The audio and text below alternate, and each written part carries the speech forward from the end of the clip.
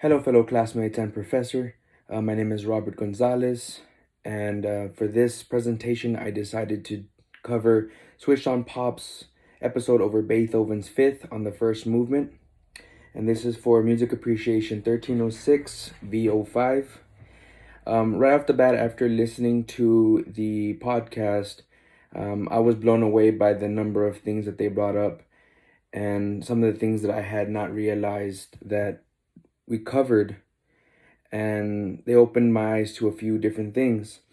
Number one, I didn't know that the song, the iconic song that we all know, dun dun dun dun, the beginning, it actually starts on a pause. So it kind of like, it's really hard. And your host, Nick Sloan and Charlie Harding, they described that it's so difficult to have so many people in an orchestra start from a pause and then all of a sudden just explode in like a musical number that amazingly in such a synchronous way.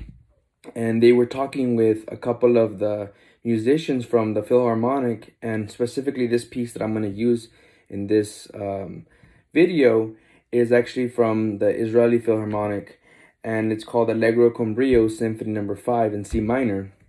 And in a few moments, I'm gonna play some clips, and I'm gonna pause and I'll start and pause a few times during the music to kind of explain some of the things that I've learned.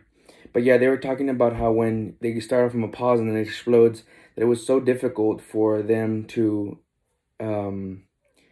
get together and be all like in this like in sync. And so that in itself is pretty amazing. So let's listen to it. So we're going to listen to it all the way until about a minute or so.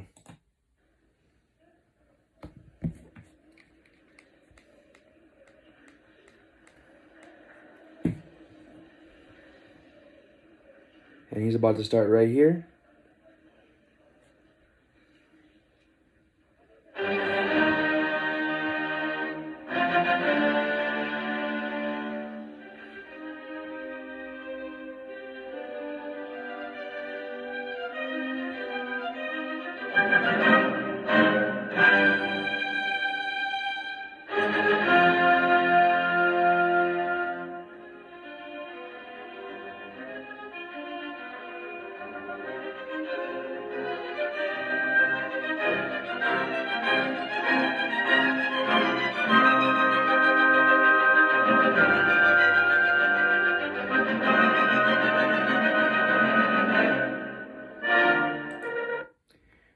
Okay, so right off the bat, we are introduced to the first character in which the hosts, Nate Sloan and Charlie Harding, were talking about.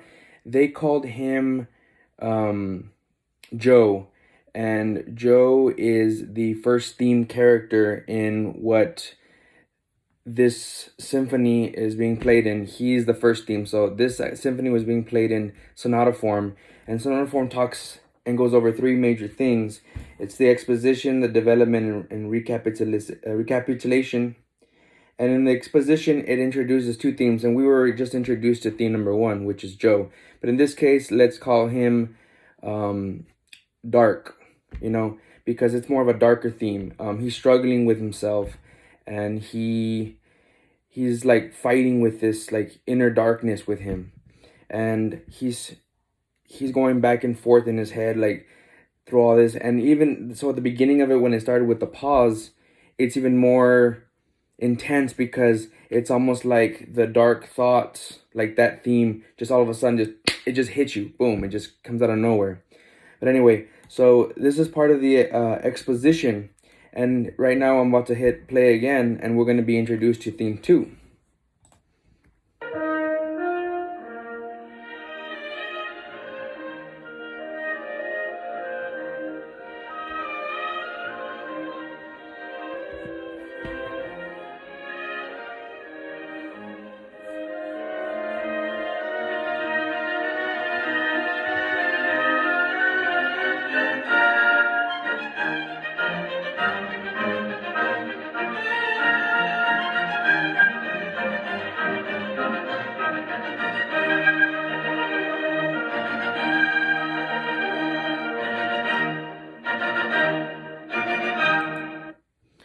Okay, so in this portion, we're introduced to theme 2, and we're gonna call her Light. Light is a beacon of hope. She represents all the good things that we want to see out of like the human nature. And I think Beethoven was trying to express like the hopefulness that he has. So first we were introduced to the dark theme, the struggle, the intense uh, dark emotions, and then we're introduced to light, the more hopeful and good side of the emotions. So we were introduced to both sides of the coin. So we're actually moving on to development, and in development, it's supposed to build tension between the two. So actually, in this musical number, you actually see it as it transitions. There's kind of like a war going on between the dark thoughts and the hopeful thoughts. So let's continue watching on to see the development.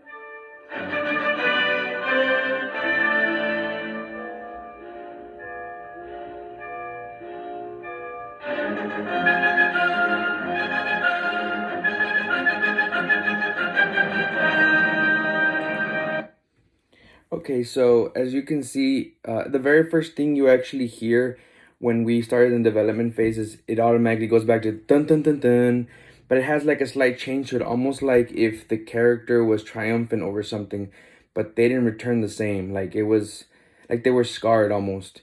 It leaves like an ever changing feeling inside of you, and you can actually hear through that part of the symphony that it goes from like undertones to like lighter tones, and they're kind of like fighting. And so this is like the internal struggle that Beethoven was talking about in this particular piece. And so like it builds a lot of tension, and then we're like, oh, what's next? So we're gonna listen to the next part, and this is where you can actually really hear where they've actually changed, and this is the dark theme starting.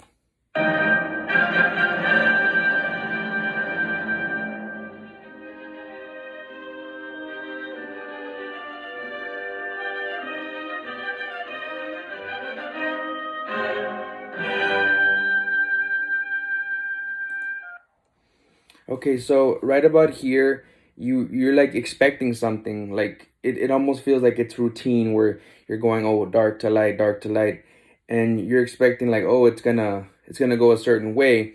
And the hosts at Switch on Pop, they were actually talking about it, that at this particular point in time is very controversial because they expected a certain, I guess, certain something to be played, and they pretty much were left with their jaws dropped because just out of nowhere it was like there it went from something that you were expecting to something that you were familiar with to like just something out of the ordinary.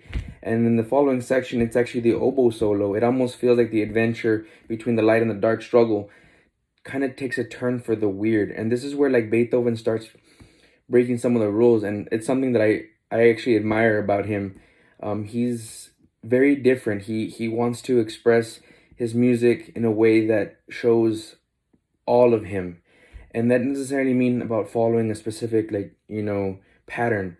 He liked to kind of change it up. So in here in the following section, it's the oboe solo, and it's almost like if the struggle kind of turned from the normal light versus dark to just something completely out of the ordinary. So like let's pay attention.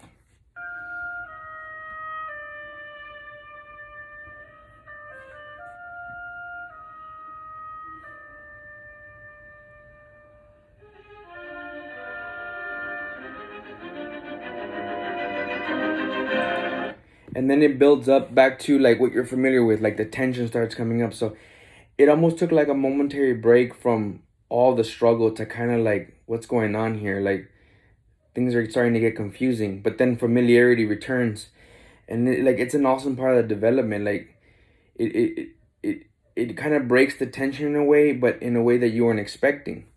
And then the struggle comes back, and that's part of the final stage of the developmental phase. But let's listen.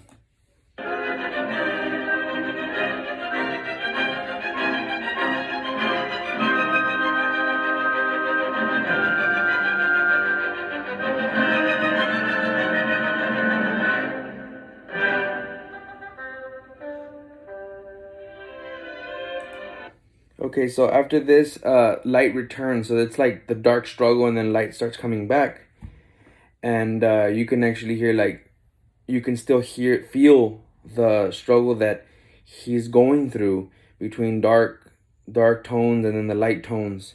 So like let's pay attention here when a light returns, and we can actually hear it's changed a bit.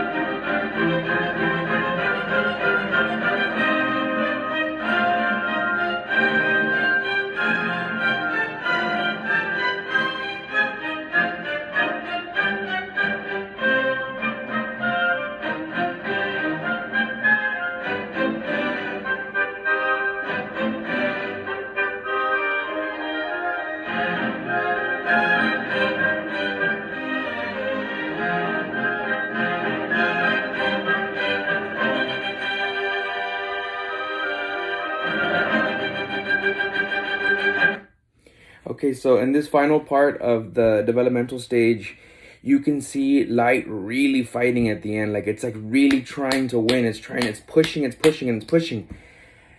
And it's doing everything it can. You can actually hear it in the stress of the music. Like it's like really rushing to kind of like it wants to win. And so this is like still part of that internal struggle. But in the next section, we go into the recap in where the dark theme returns. And so it kind of like, I think it was Beethoven's kind of way of saying like the darkness, we can't escape the darkness inside of ourselves. Like it always wins. But that's just my personal opinion based on like what I heard in the music, and from what the narrators, Nate Sloan and Charlie Harding, were talking about. But let's continue.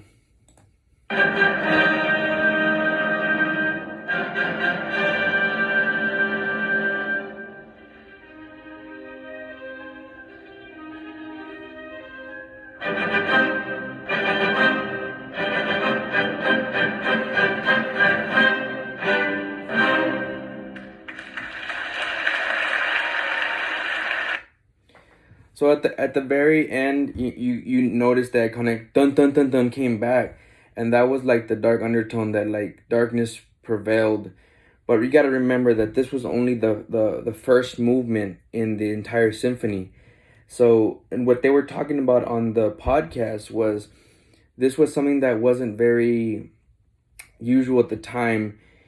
And usually like you have like the wrap up, but Beethoven was kind of like just changing it up. Just when you thought the song was over, he kind of like boom, he bumped it up again. Like it kept going up and down. But darkness winning was just like the first phase, and there was still more to the symphony. But I really like the fact that the first round went to the darkness, not because of the fact that like I'm on that side, but it kind of shows like a mystery, like there's still corruption, and it almost tells you like, well, why did you even tell the story to begin with if dark won? Like we just went back to the very first character. Like we ended up where we started. Why did we even start this, this song? But like I said, it's just the first part of the symphony, and they were talking about how they go on to the second and third movement. But who knows? Like, you have to listen for yourself. Listen to the entire symphony. But as far as this first movement, I honestly thought it was really, really eye opening. The fact that they went on through sonata form, and you could see that in that theme. You can clearly see the theme A, the dark theme, and then the second theme was the light. I call her Light Lucy, but I think they called the dark theme Joe. The narrators on Switched on Pop, they called the dark theme Joe. But you could clearly hear the two differences. One was like really lighthearted, and the other one was like, no, like this is like really hitting me hard, the internal struggles. And at the very end, the dark dominated. But like I said, this is only the first part this is only the first movement. So I honestly feel it really brings a lot of mystery to the symphony. So like, if you want to find out the rest, I would encourage you to really listen to it. But yeah, I'm gonna also be posting the link to this symphony that I was playing for you guys on my presentation link. But yeah, like, let me know what you guys think. I really loved covering this part of the symphony. The very first part is very iconic. Really spoke to me. This is actually one of the first songs that I listened to when it comes to classical music, and I thoroughly enjoy it. Even after like 200 or years or so, it's still one of the most iconic pieces ever, and it still resonates with me. So yeah, I really hope you guys enjoyed this video. I was just writing on my notes, just trying to get through it. I was pretty nervous. I'm not really used to doing anything like this, but yeah, I really hope you guys enjoyed the video. I really like talking to you guys and just kind of explaining what I've learned thus far. But yeah, I want you guys to have a great day and just take care and be safe.